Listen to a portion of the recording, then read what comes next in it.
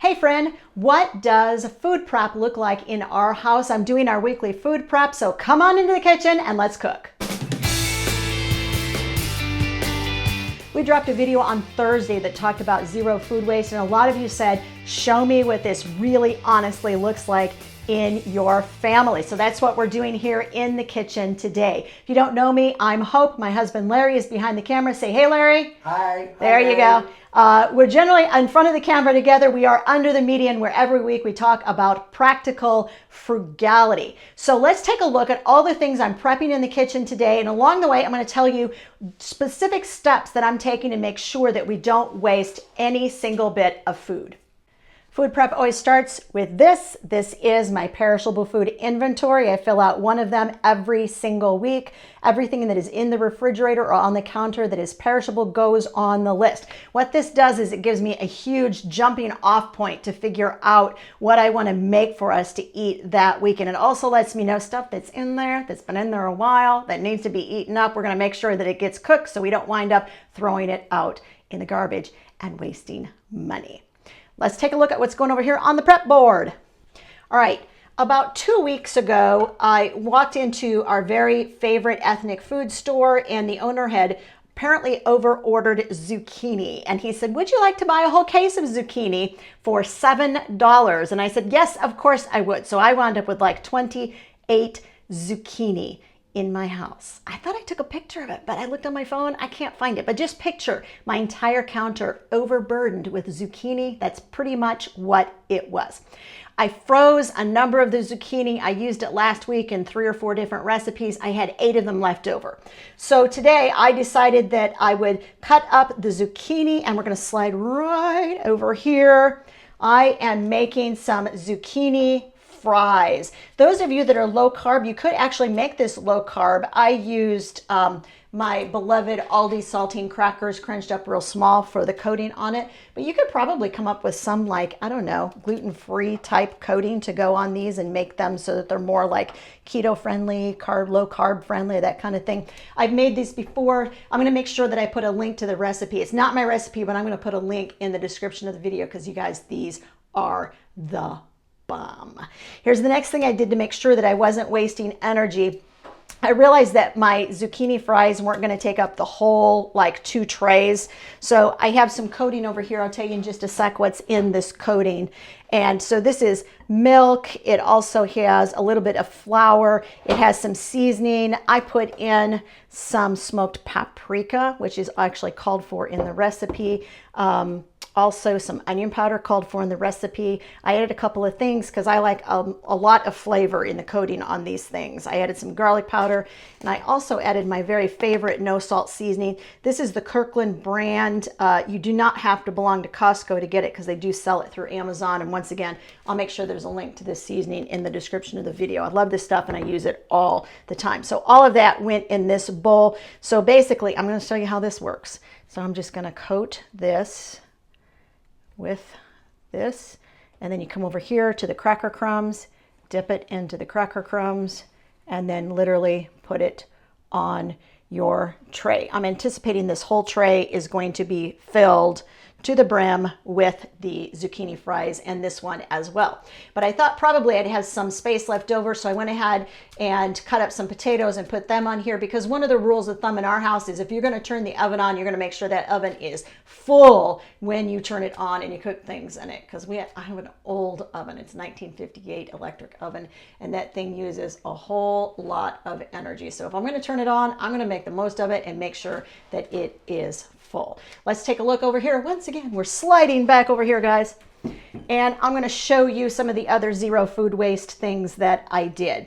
All of the tops of these zucchini, I got, look, I have some of the coating on my finger. I'm going to wash my hand real quick. Hang on.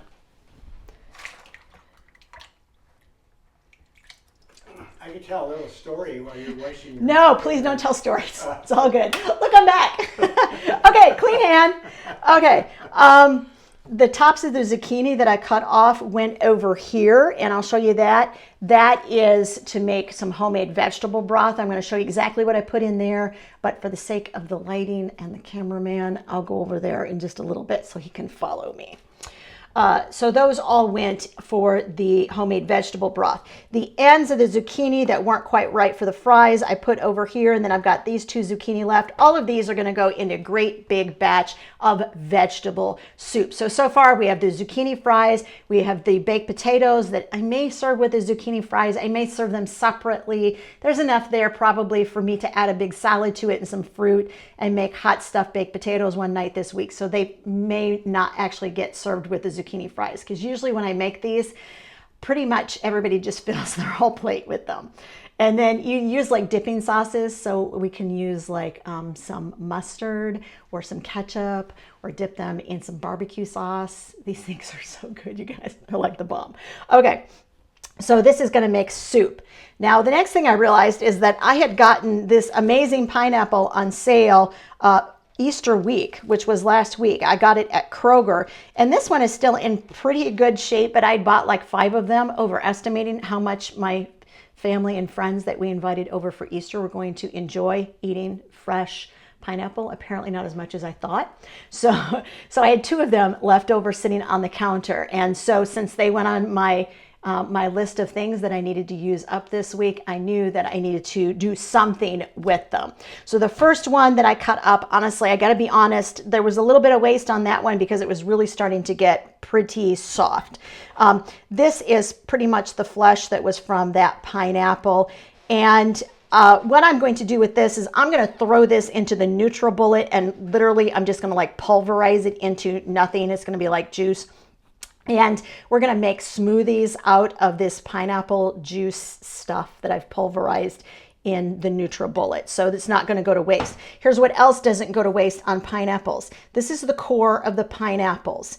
Now, this actually has a really great texture, and although most people throw it away, it is edible. So I just cut it in really thin slices, kind of like you would water chestnuts, and then I put it in stir fry. It kind of has a little bit of that water chestnut texture, and it has a little bit of the pineapple flavor, and it's really, really good. So I already have one of these pineapple cores downstairs. This one is from the second pineapple. I'm gonna have one more of those cores. So it's gonna be a great big, huge batch of stir fry, and it's probably gonna last us 2, maybe 3 nights. Here's another tip for you for zero food waste. If you have some stir fry that's left over, just grab yourself a tortilla and wrap it up in the tortilla. You might want to throw a little bit of some sort of sauce on top of it and just make roll-ups out of it. And you can use a little bit of stir fry and stretch it to make a whole nother meal at lunch for another day. Here's another zero food waste. This is the majority of what's going to go into the stir fry. I've got some onions, but I also know that I have 2 of these really nice big cauliflower. Guys, this is edible. Most people throw this out. Wash it up real good. You can slice it really thin. I could use thin strips of this in the stir fry, and that would work out okay. The leaves are also edible. You can use it, if you don't want to use it for anything else, just use it in your homemade vegetable broth. But I generally use it. The core is also edible. When you get to the really hard parts of the core, that for me is what goes into the homemade vegetable broth. But this stuff will come off of here. The rest of this will go into the huge batch of stir fry. And then I have another one of these in the refrigerator.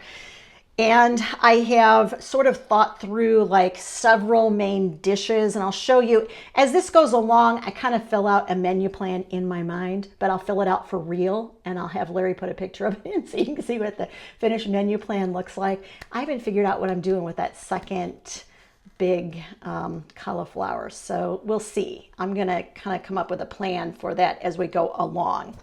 Now this, of course, all right, so this is sitting here because this is for the cook. This is for the cook to gnaw all the stuff off of it. It's a rule. I think it's probably some sort of unspoken, maybe unwritten rule, but I truly believe in my heart that's a rule. All right, here's the next thing we have, and once again, this will be zero food waste. I got these peppers, 3 in a bag for 99 cents at Kroger. It was on the markdown, like you go into the produce section and they have a little display that says markdown or clearance or something like that. And anything in a red bag is 99 cents per red bag. So 3 of these per red bag. I put them in the refrigerator earlier this week. They're looking a little bit not quite as fresh as they were when I put them in there. But I'm going to slice those really thinly. These are going to go into the dehydrator. I have a lot of peppers in the freezer, and I know I have a lot of peppers in the freezer. So I like to keep some stuff in the freezer and then dehydrate other stuff because I like to have it 2 different places. So these are going to go into the dehydrator.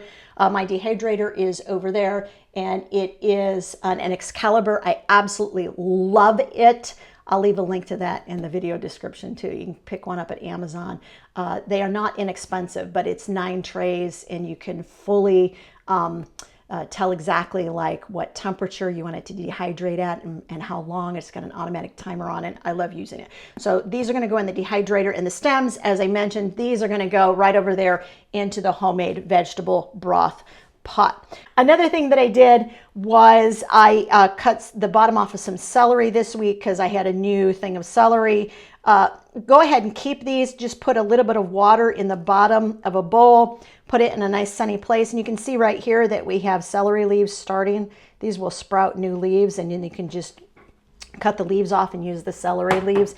It does tend to, after a certain length of time, it will kind of lose some energy from the plant. And so after, sprouting a few times, it's not going to continue to sprout because it's not, like connected into the ground.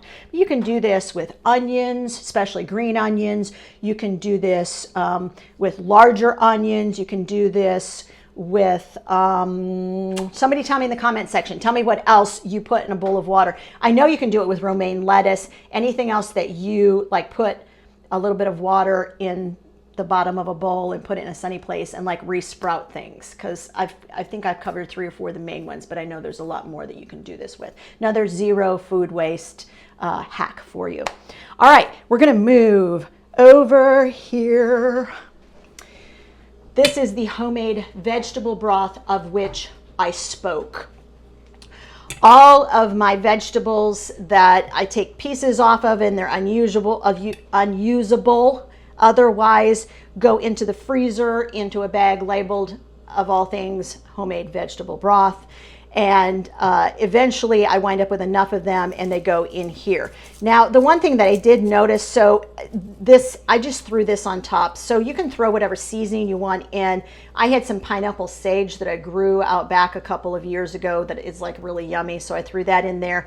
These are dehydrated carrot tops. That's another hack for you for 0 food waste. A lot of people throw out the tops of carrots. They throw out the leaves of beets. They throw out radish leaves. There's a number of different things that are parts of vegetables that people generally throw out that you actually can really for real use. And so the tops of carrots are one of those. I put these in the dehydrator. They dehydrate really, really well. And I just keep a big bag of them dehydrated. So I'm going to use those to add a little bit of flavor. They have a little bit of carrot flavor to them. I put those in the broth. I did notice that it's a little bit like green. There were a lot of, these are the center of, I think this was kale, was what this was. I don't even know what this was, but it's been in the freezer for a little while.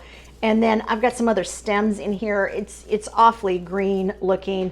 I did have some beet, the center of some beet leaves, beet stems.